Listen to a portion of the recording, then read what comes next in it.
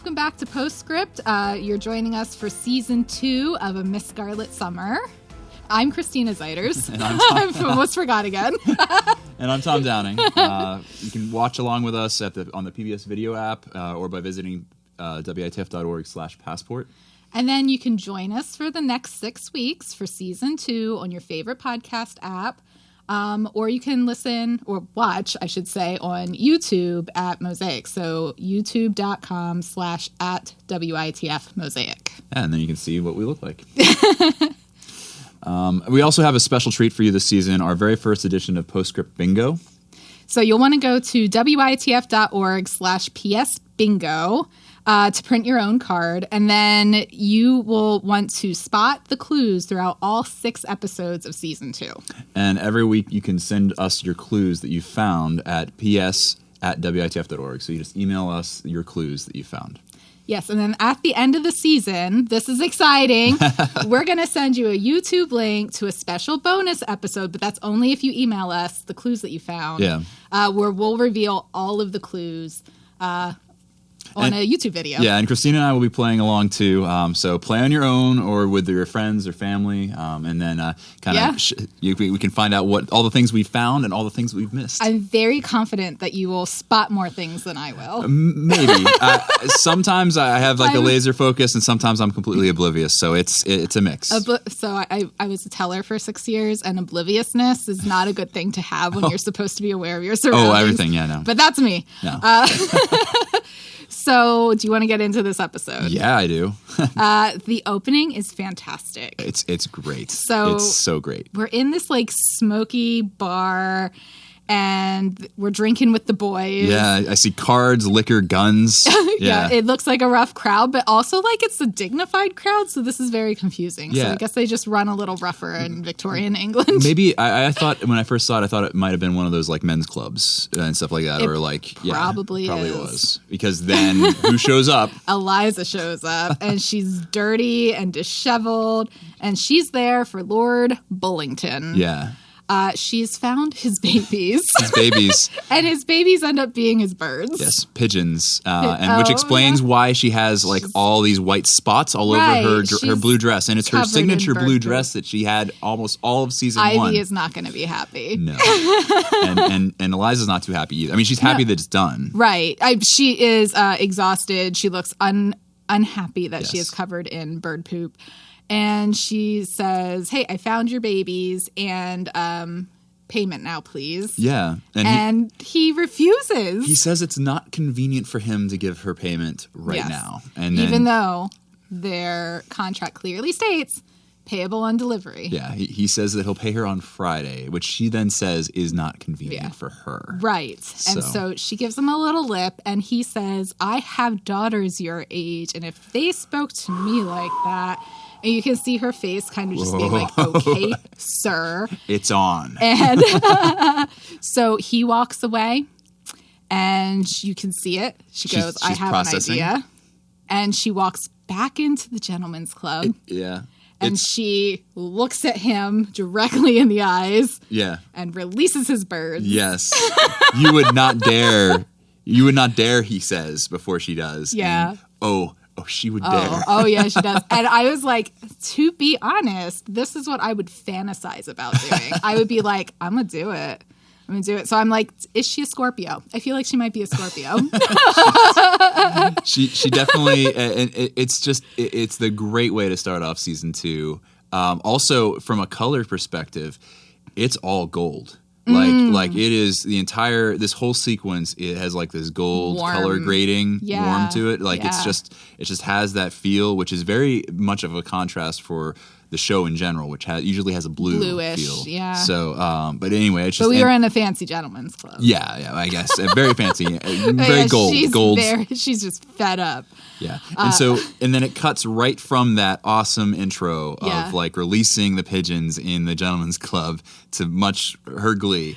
It cuts right into the title sequence, which is new for this season. Oh, is it? Yeah. I didn't even notice. Tell me about this, Tom. So new title sequence, which is blue. So we have the gold and we have the blue now, and It starts off with photography, like you said, the same reversal theme throughout. So like the time is always kind of reversing, which is kind of like as a detective, like things are back. Yes, yeah. You're going back in time and trying to figure out the clues. She's trying to work her way backward through what's happening, and the title sequence does that as well. And so this season, smart. I never put that 2 and 2 together, but yes, that's exactly what they're doing. So it's there's a grave, there's a toe tag, there's broken glass around the clock.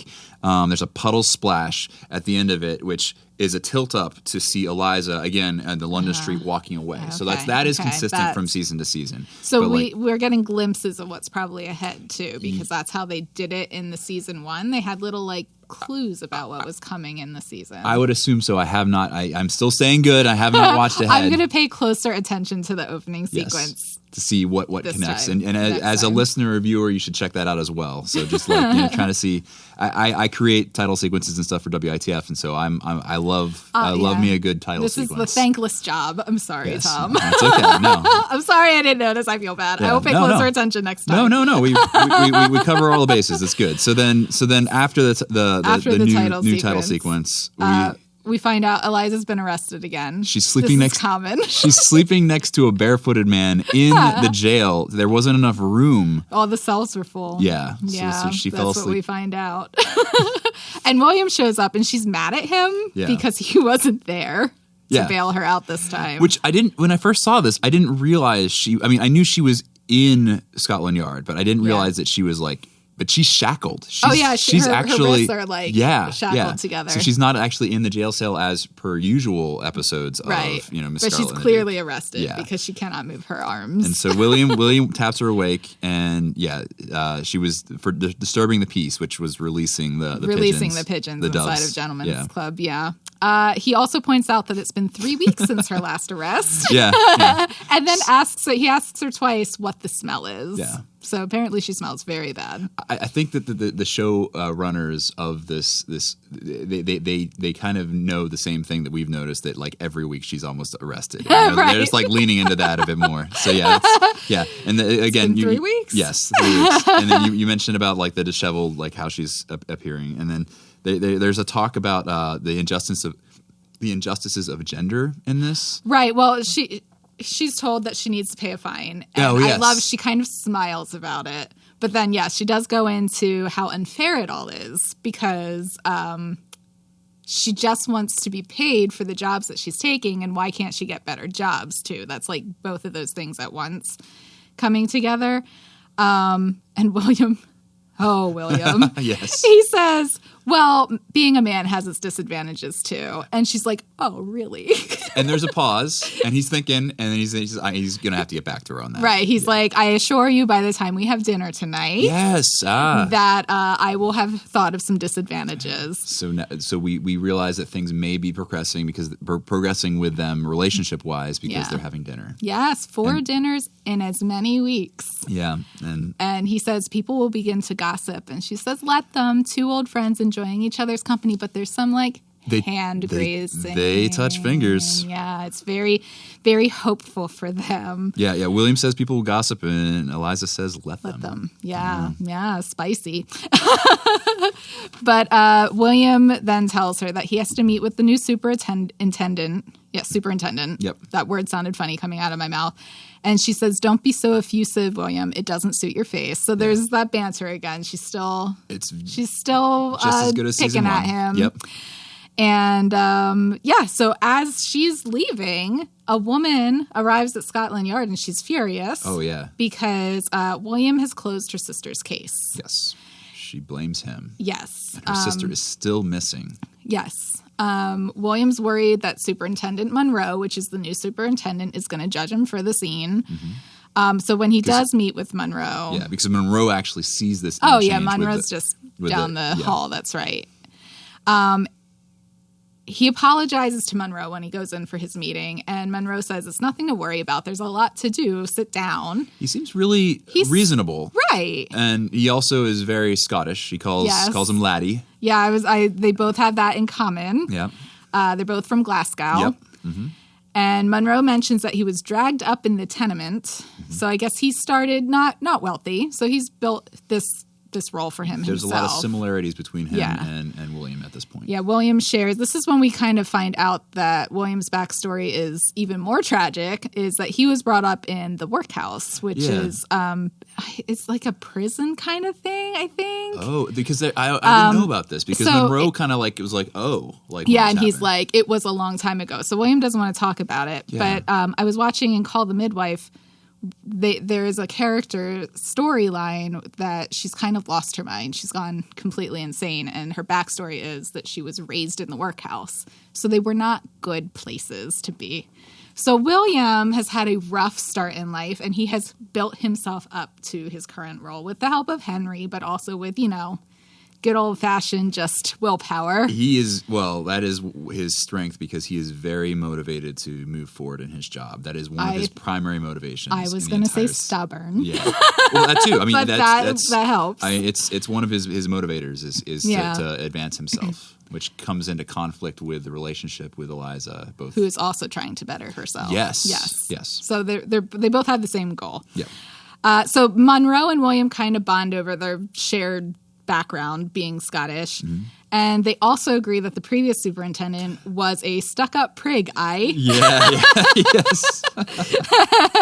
Yeah, so they're pretty much on the same page in a lot of things. Yeah, they feel very similar. And then we find out that Monroe, he's brought up some of his own men along the way, and he asks William if he can take some of them under his wing and teach them the ropes. Show them the ropes. Yeah. And they cheers over a whiskey. Yeah. I wrote it down. Slanja, I think. It's not spelled that way phonetically in the English language, but I wrote it down. I was like, that's fun. It's like cheers. Yeah. So they cheers with some whiskey. Yeah. And so everything seems good. Like, this seems like a great working experience. Monroe doesn't have a problem with drinking. William doesn't have a problem with drinking. Cheers. Yes. So, on the job. On the job, yeah.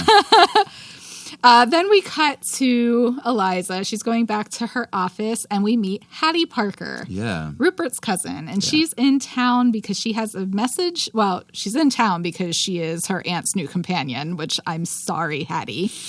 But she has a message from Rupert to deliver. He accidentally sent a letter to Eliza to his mother. Yes. This feels very Rupert. Yep. Which I feel sad, because I feel like he's not going to be in the rest of this season. I'm getting that that Hattie is his replacement in the show, from the show's perspective. I think you're right. I don't think he does come back, but it's been a while since I watched season 2, so I don't want to commit. That's okay. But Rupert, he's in Germany. Yes. Eliza says Tilly's probably keeping him busy, and Hattie assumes it's the nighttime amusements that have kept him busiest. So I think Hattie might know some things. It does seem that way. Yes. But Hattie seems cool. Yeah. We also learn that Hattie's father has died, and that's why she is staying with her aunt. So it was just her and her dad for the longest time. I'm sorry, I'm having an issue. That's okay. Yeah. Well, anyway, they've. Her father has died, and this is something that she and Eliza have in common. Yes. And so they have a bonding moment between the two of them. They have something they can relate to one another. And at this moment, Eliza invites Hattie to tea. Well, first she tries to brush her off. Oh, okay. But then Hattie says, I've heard about the detective work that you do, interested. and she's so excited. She says, what you're doing is most marvelous. Yes. And that's when Eliza invites her to tea. That's right. So you have to flatter Eliza to get invited to tea. That's true. It wasn't just that. Yeah, she's not just going to invite anyone. It wasn't just niceties. That's a good point. Very good point. So after the flattery, she invites Hattie to tea, not today or tomorrow, but Wednesday at 4 p.m. Yeah, so she's pushing it off. I wrote that down. It's not important, but Wednesday at 4 p.m. And this is when we first see the front of the detective agency, and it got was it red before? Because I thought it looked like it was repainted in season 2. I thought it was like a different color, and maybe that's my imagination. I have to look. So listeners and viewers, you're saying in season 1 you thought it was red? I thought it was darker. Oh, okay. I thought it was darker, and now it's like a painted a scarlet red on the front of the building. So I don't know if that's just a set dressing that they added to it, or I don't know. Maybe I'm imagining I didn't notice, but like I said, you are much more observant about the set design and background elements. It just struck me more this season than it did last season. Okay. So maybe they changed something then about lighting or color. Yeah, something. Yeah. So she goes inside. If you've noticed, email us at ps@wipf.org, please. If I'm wrong, please let us know. Just send me an email. Or if he's right, because I have no idea. So Eliza goes into her office, and Moses is just hanging out on the chair, snoozing away. Yeah. But he is there with some good news. Yeah, well, but she says, "Can you please stop breaking into my office?" And Moses is like, "I like to keep you on your toes. I like to keep you on your toes." That's very Moses. He's there because her fee has been paid. So he sought out Lord Bullington, I think was his name, and got her full fee despite Bullington's insistence that he should not have to pay the full fee because his suit was ruined. But Moses reasoned with him, as Eliza would say. Air quotes. And so, air quotes. And so Eliza's like, okay, is there anything else? Essentially, like, move on, please. He makes himself cozy, puts his feet up on her desk. But she does not appreciate. No. But then he says, I might have a job for you. And then suddenly she's like, okay. Make yourself at home. Tell me about this. Yes, yeah. Put your feet up. So a woman named Alice Lee is looking for a private detective. And when Eliza goes to visit her, we find out that it's the same woman from Scotland Yard that berated William in front of his new super. Yes. And her sister Georgina is missing. She shares that their mother and father are both dead and all they have is each other. And that her Georgina worked at Wentworth's, but 3 months ago her letters went missing. And that's why she came from Yorkshire all the way to London to open a missing persons case. And the police closed it. They said they found nothing. Yeah, yes. And Wentworth's is the best department store in the West End. And Alice came down from Yorkshire, yes. And so Alice went to the store.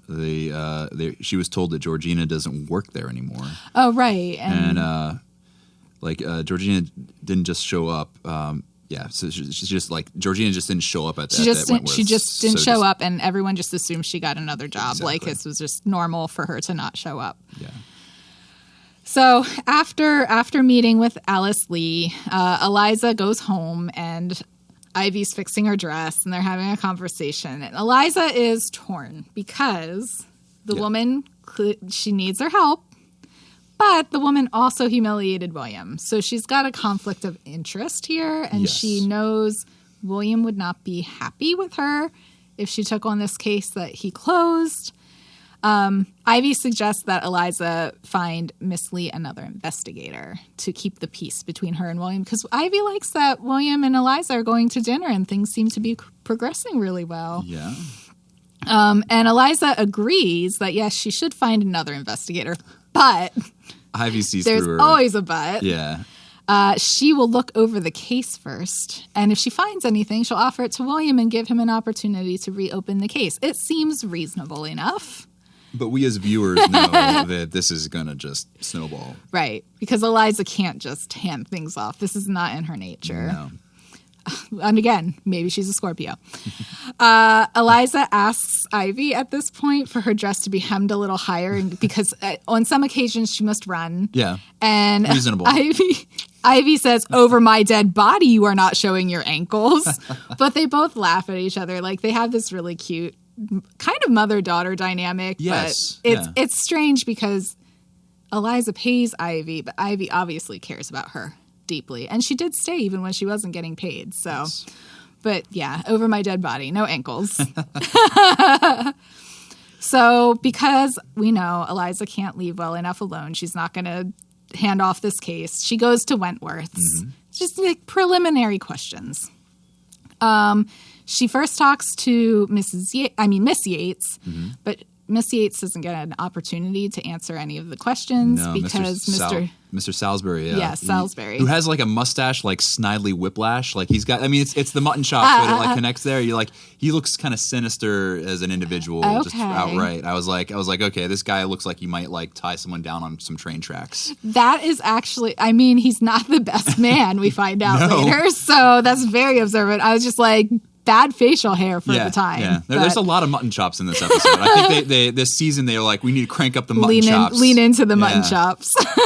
So anyway, so he interrupts, kind of runs interference and prevents Eliza from asking Miss Yates any questions. Right, but in the process, he also upsets Mrs. Wentworth because he's forcefully exiting Eliza. Wow, words are hard. To leave the store, and that's when Mrs. Wentworth intervenes. Who appears to be very pregnant and is the Wentworth of Wentworths. Yes, she is the wife of the Wentworth. Yes.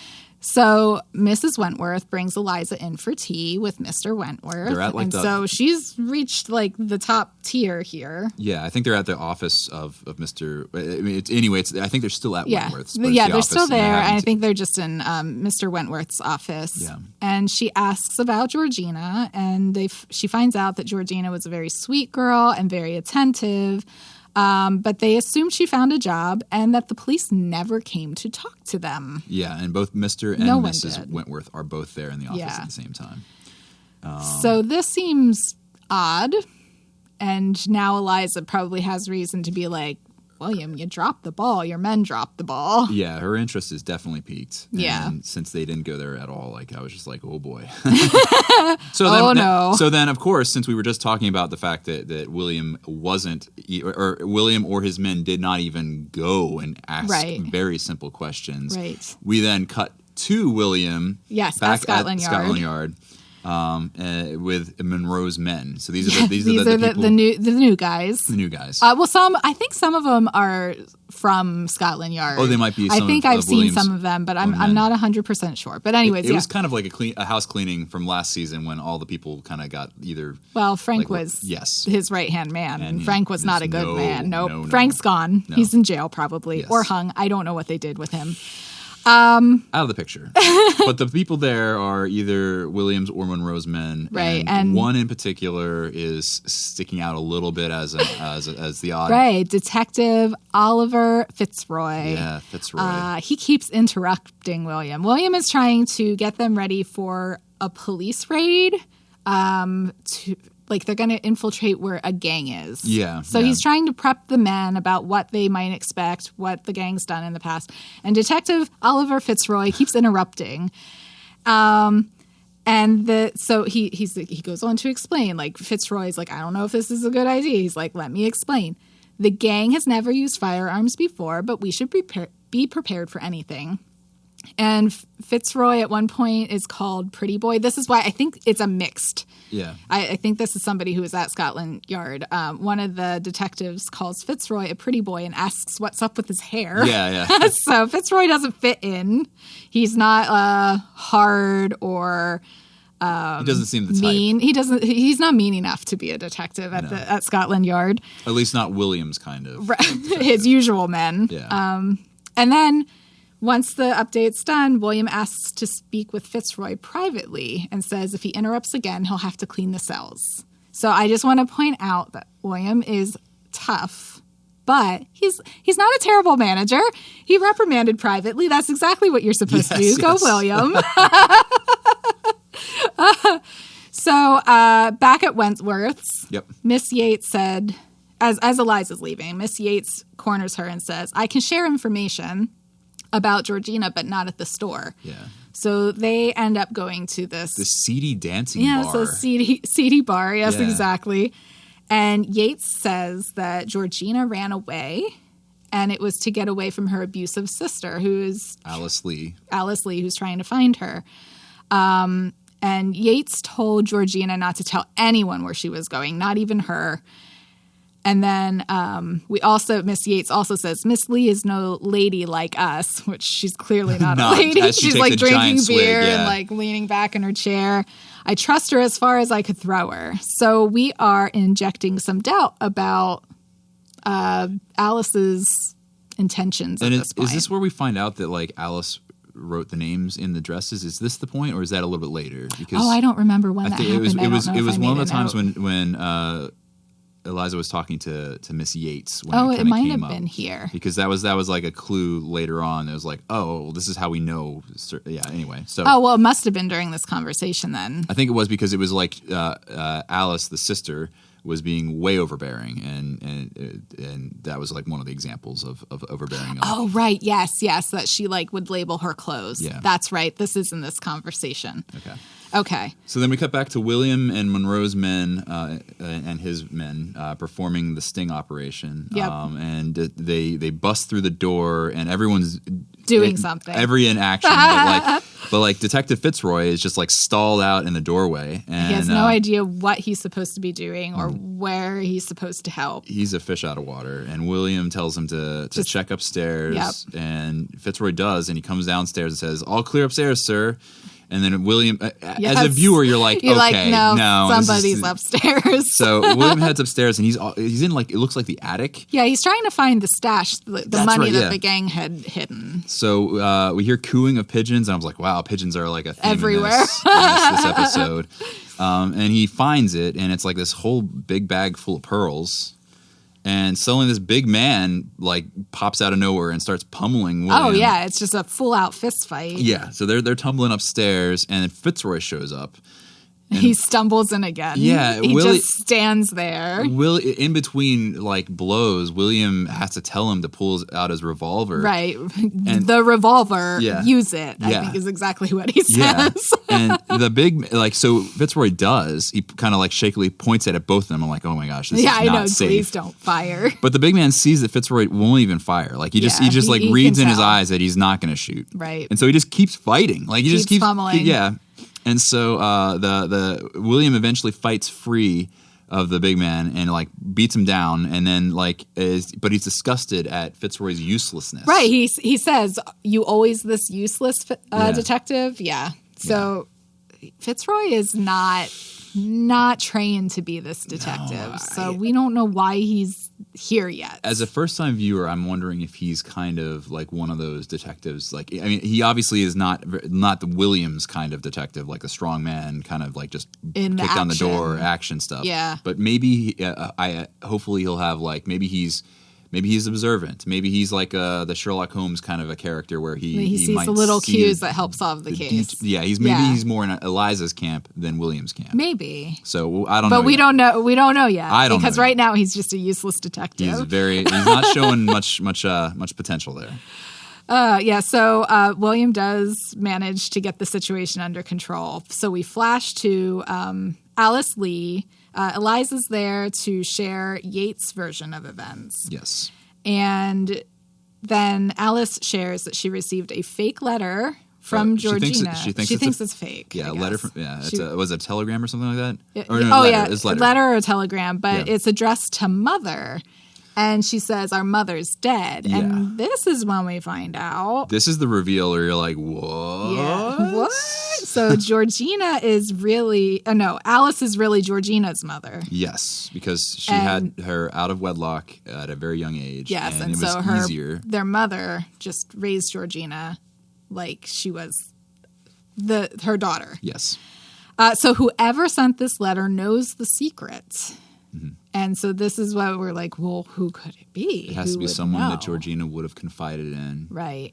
And so then that's another clue, another mystery to solve in this episode. Which there's lots of twists and turns. The convolution, the plot of these there's a lot in every other episode. There's a lot to digest.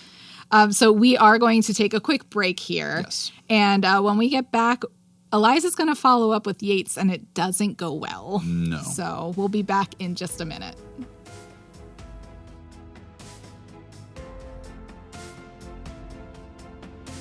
Welcome back from the break.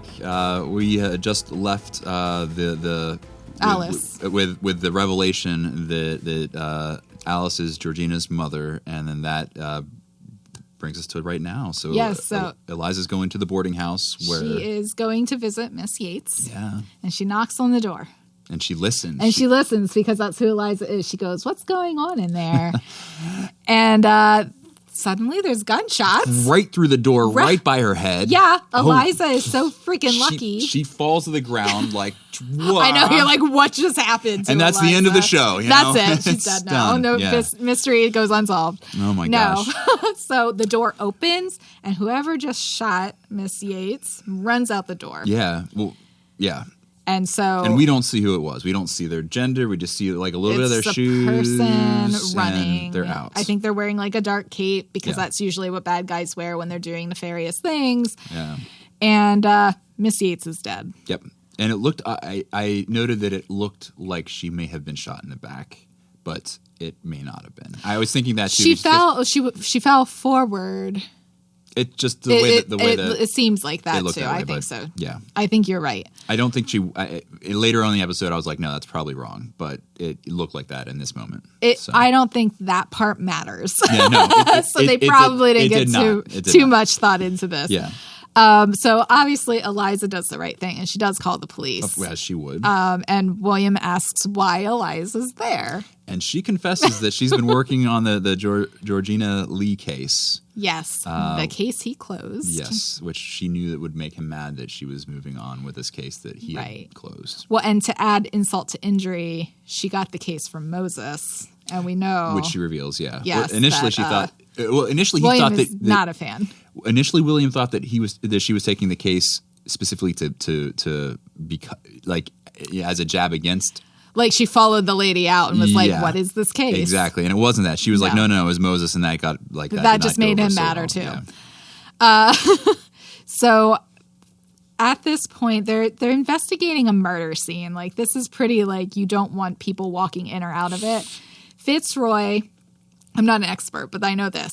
Fitzroy busts in with a witness who is clearly very drunk. Very drunk.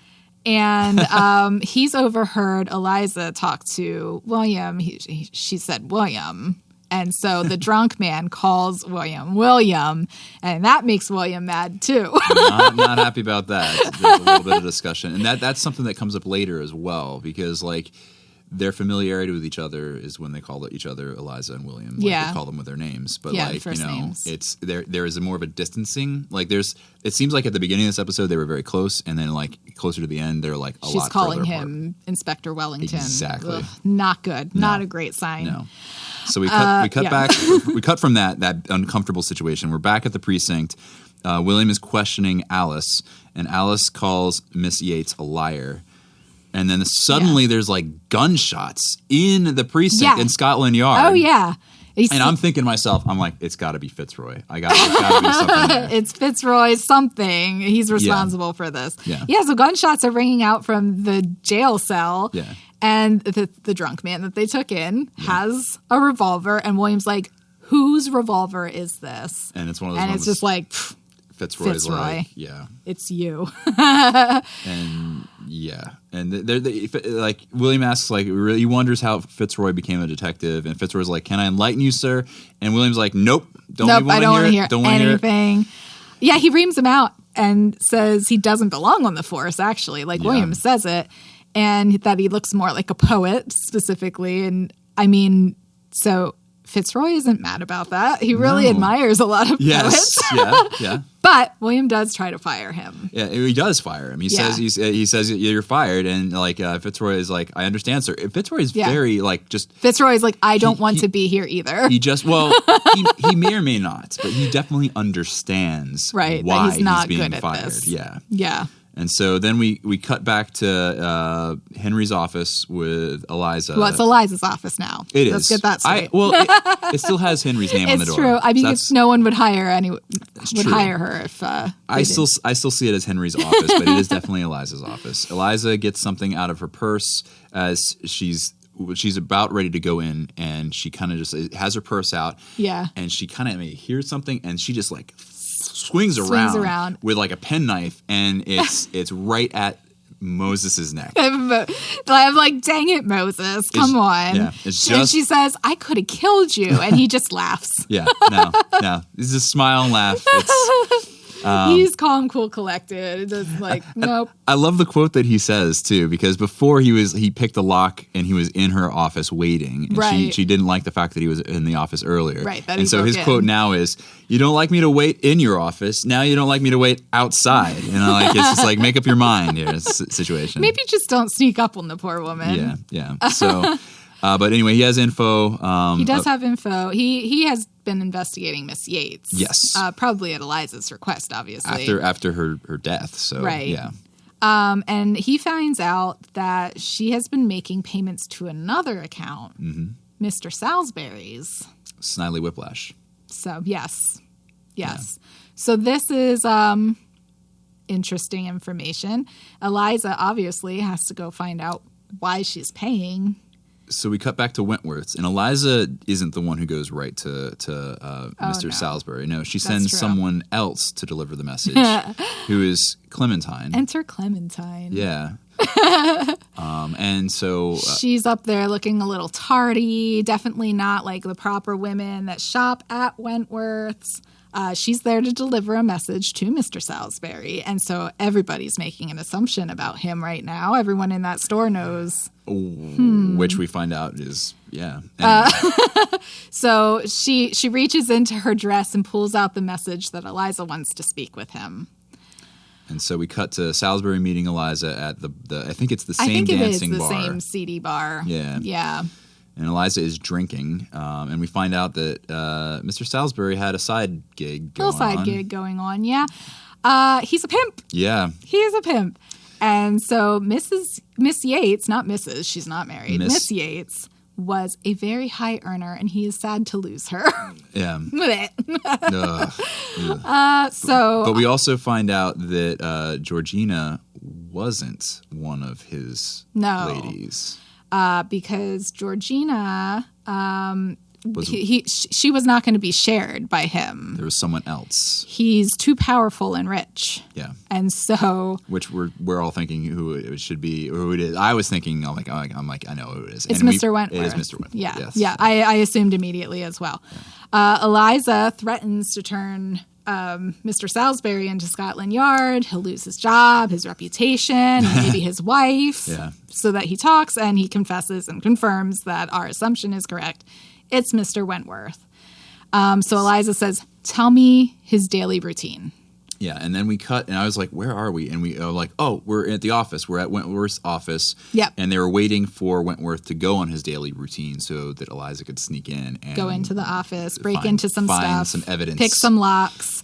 And she finds a package. A paper parcel with Georgina Lee's clothes because it has her name. Yep, inside it. Which we found out earlier. Good, yes. I missed that clue initially, but I still put two and two together. Like, oh no, those are clearly the clothes of the missing woman. It's kind of, it never really was explained exactly like why. Yeah, I know, because at the end you're like, well, why would he have a package of her clothing hanging out in his office? I don't know. It doesn't make any. That really doesn't make any sense. Yeah, there's no tie to why he would just be hanging on to her clothing in this locked cabinet. As a viewer, we're just gonna have to let that go. Why would you not just like take the clothing with you to the girl? Why did you need to wrap it up in a parcel? Right, like why is it bundled? It's strange. It's very weird. Maybe it's left on the cutting room floor. Maybe there was pieces of the show in this episode that make it make sense. Yeah, we just have to assume that it did make sense. At some point.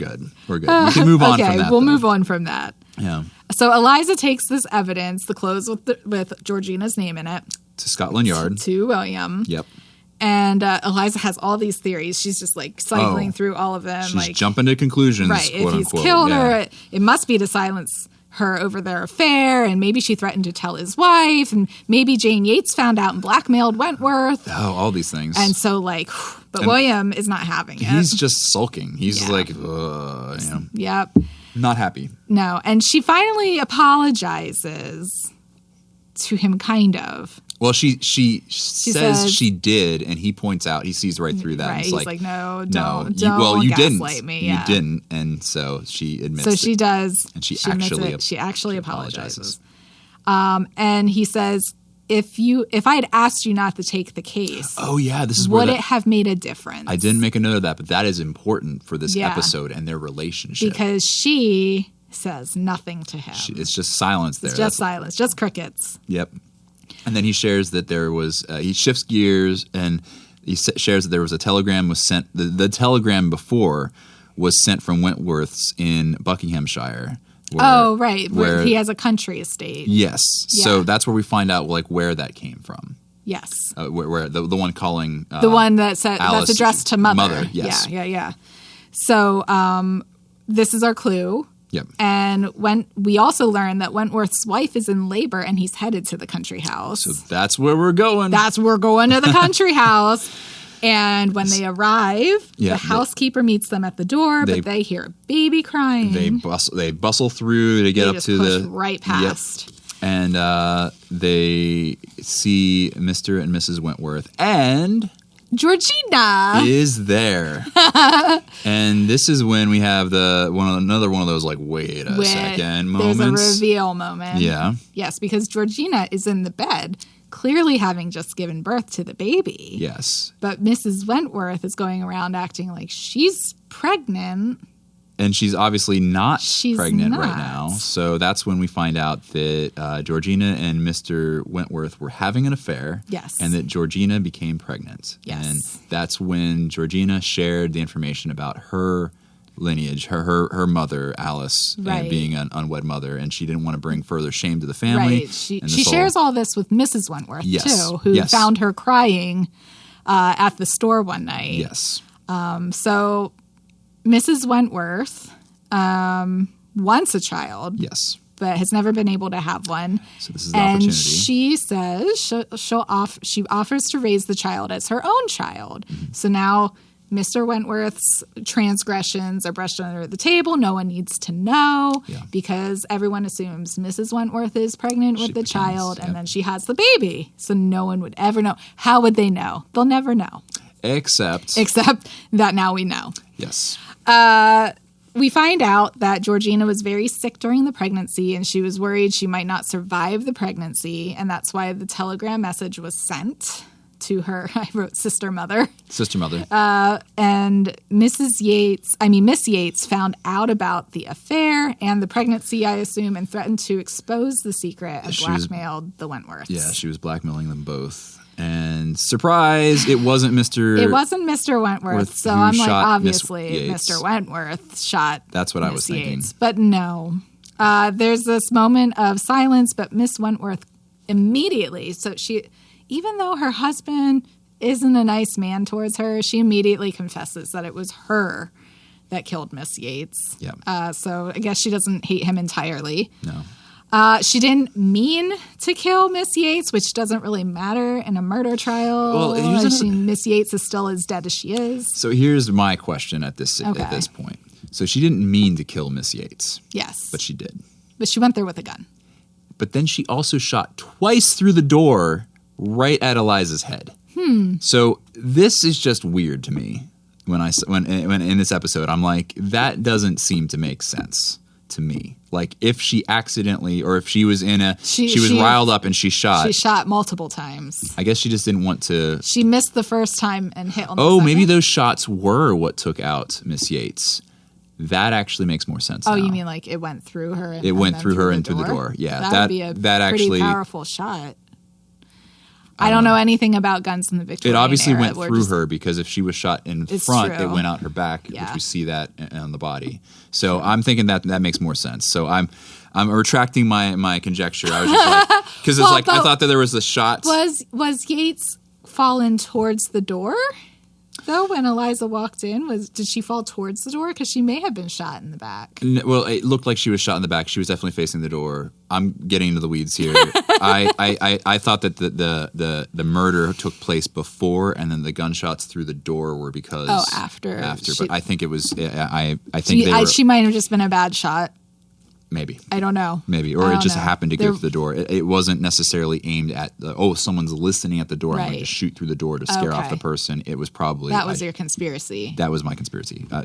We're getting into the weeds. Well, she does know that somebody's at the door, though, because Eliza knocks initially. That's true. So she may have been shooting. So it was reactionary, which really makes it more curious. So I don't know. If as a listener or viewer, if you have something... We have a new mystery for Eliza to solve in season 4.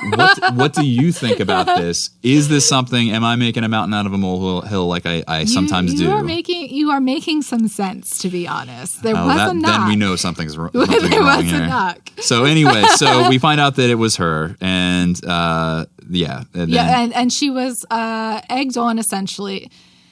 Miss Yates egged her on by calling her an unnatural woman for not being able to have her own child. That's really gross, Miss Yates. And like, not saying that that's a reason for murder, but I could understand her rage and why she maybe lost control. Because this is something that's bothered her. Obviously, she wanted a child for a long time. Yeah.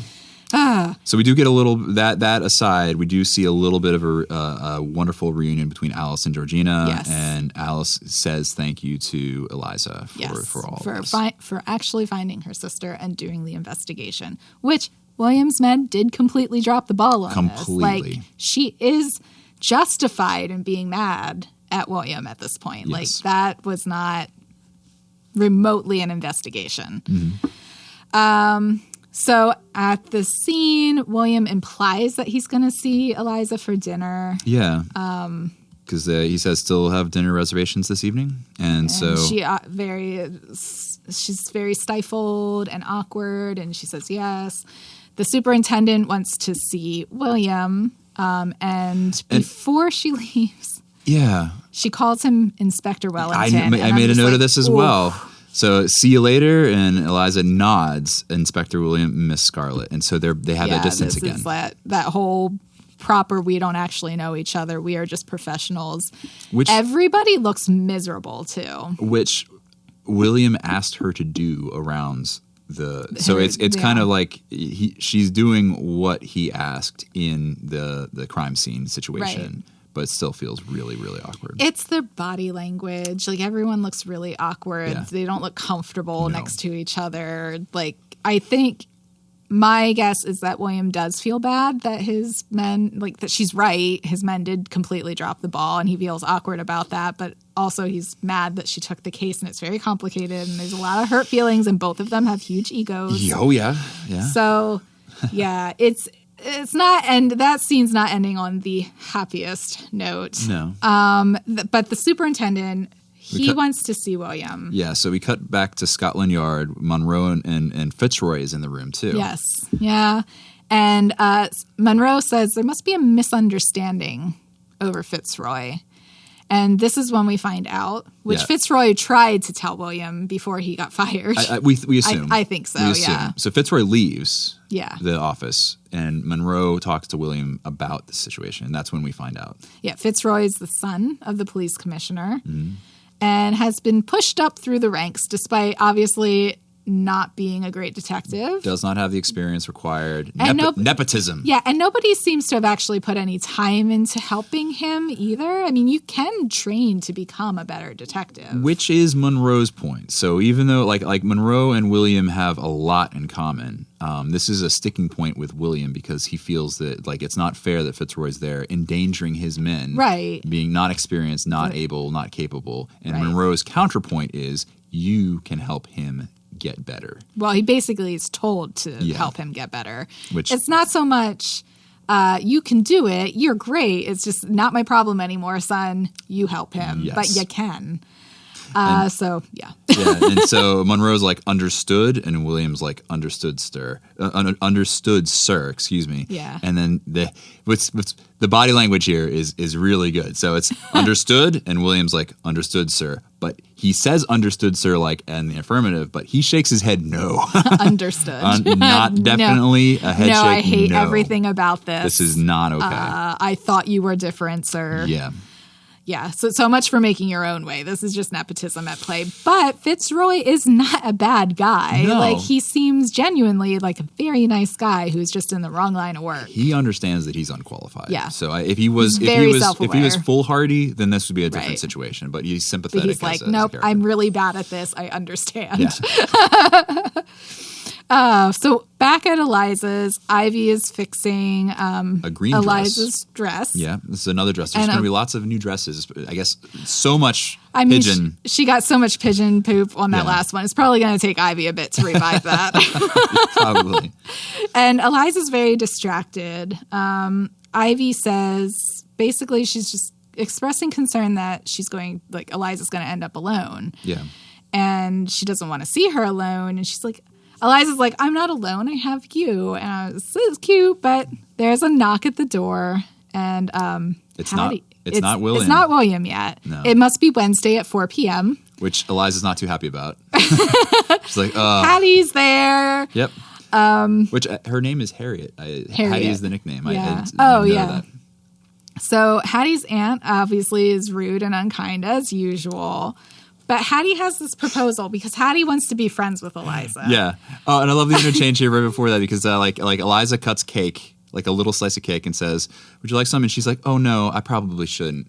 And then she turns around and takes like the giant chunk of cake, and she says she eats like a man, and that's like her social awkwardness is definitely on display in this interchange. I really like Hattie. I do too. Hattie feels like a kindred spirit, to be honest. So I think she slides into the role of awkwardness that Rupert definitely had. Right. So there's that. But she also has a little more social know-how, I feel like. She's aware, awkward.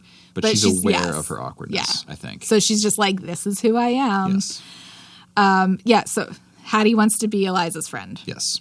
Hattie knows it would be easier to be Eliza's friend if her aunt didn't hate Eliza. Connected, very logical. Yes. And so she mentions... Yeah, go ahead. She mentions that Hattie's aunt, Rupert's mother, is on the committee for the Ladies' Cultural Society. Mm-hmm. And Hattie suggests that Eliza could talk about her detective adventures. Yeah. Which sounds reasonable. Like you're the only lady detective in London. Yeah. It sounds really interesting. But... Eliza she says she has no want or desire for Hattie's aunt's approval. She's not interested. Mrs. Parker, she's just like, no, you know what? I don't need that lady's approval. She hates me. It's fine. I've made my peace with it. Yeah. And Hattie says something that I don't think Eliza's ever thought of. She says, it must be like, you're so free. Yeah. To simply not care what others think. Hattie is envious of the freedom that Eliza has. Right. Even though Eliza feels very boxed in. She can't get jobs. She can't get men to take her seriously and pay her. She's taking like bottom of the barrel jobs because no one's taking her seriously. But Hattie sees it completely different. Hattie's like, you just don't care what people think of you. That's so great. On the spectrum of boxed in gender situation of that time, it sounds like Hattie is very envious of the fact that Eliza is so... She feels so free to just do what she wants. Even though still confined, she's at the very edge of confinement. Eliza's always pushing the envelope. Yes. Or trying to. Well, she owns her own business. She has to pay her own bills. There is a certain freedom that she has that Hattie does not, because Hattie's still in this box where she has to be her aunt's companion because her father's dead and her aunt wants to marry her off. Yeah. And has all these opinions on how she's doing life wrong, and it's just... Hattie really wants a friend, and she wants it to be Eliza, and Eliza didn't really have incentive to talk about her detective adventures or anything like that, but she does feel some compassion for I feel like plight. She likes Hattie as much as Eliza could ever like somebody who isn't giving her a job. Yeah. Fair. So then we have that interchange where Eliza has a little bit of self-awareness of how much freedom she actually has. Right, that she is writing her own story. Yes. And so we cut to later, and she's going to have a serious discussion with William. Yeah, this is awful. I hated everything about this. This is an awkward... Yeah. So William arrives. Eliza pours him a drink and says, I have to tell you something. I have to tell you this. This is so much character development happens in this one interchange at the end of season 2, episode 1. It shows the struggle, the conflict between the two main characters. And why. And why.